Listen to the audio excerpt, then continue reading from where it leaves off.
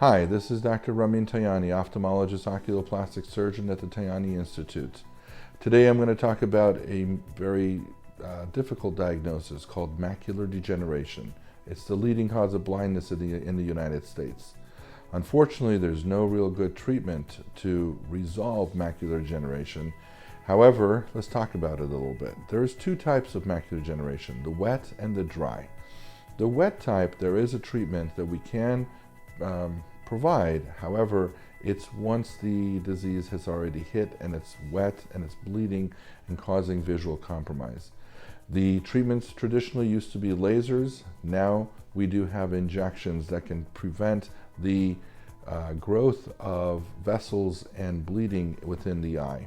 In that scenario, these injections can be done several weeks apart, multiple times, until it dries up the wet type of macular degeneration. If you have the dry form of macular degeneration, or AMD, age-related macular degeneration, that is the better of the two types. However, unfortunately, there is no treatment for it. So you need to be seen on a regular basis by your ophthalmologist to make sure that the disease is not progressing, and once it does, if treatment is available, it can be rendered. A good way to test this at home is to have a grid called an Amsler grid. You put that on your refrigerator door or in the mirror of your bathroom, somewhere where you can see it on a regular basis. You cover one eye, look in the center of the grid, and look for any changes in terms of wavy lines or missing areas of the grid. If you notice that, immediately call your doctor's office to be seen.